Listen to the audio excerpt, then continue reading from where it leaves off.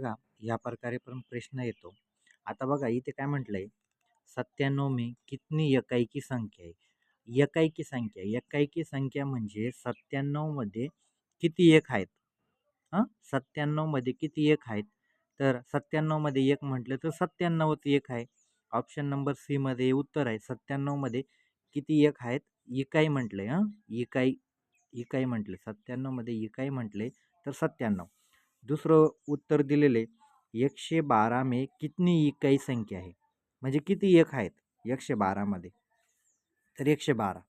आता बघा, आता हा त्याच प्रकारे प्रश्न आहे. इथे काय दिलेले 97 में इकाई का अंक क्या है? आता बघा, म्हणजे वरती काय विचारलं होतं आपल्याला, इकाई संख्या, हां, 97 में कितनी इकाई संख्या, आणि इथे काय विचारले 97 में इकाई का अंक क्या है? म्हणजे 97 मध्ये एकाई, आपण म्हणतो ना एकक दशक शतक, तर एकाई स्थानावर कोणता अंक आहे 97 मध्ये?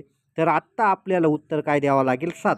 कारण इथे काय विचारलंय 97 में एकाई का अंक क्या आहे? म्हणजे एकाईचा अंक कोणचा आहे?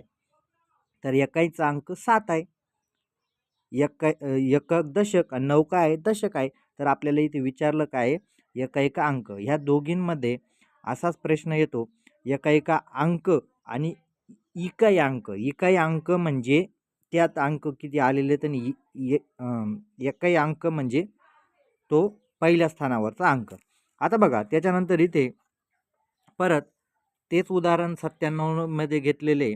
आता इथे काय म्हटलंय 97 में कितनी दहाई आहे? दहाई म्हणजे 97 मध्ये किती 10 आलेले आहेत? आता 97 मध्ये किती 10 आलेले आहेत? तर हे सगळ्यांना माहिती आहे 9, कारण 90 9 आलेले आहेत ना 10. 97 में कितनी दहाई आहे?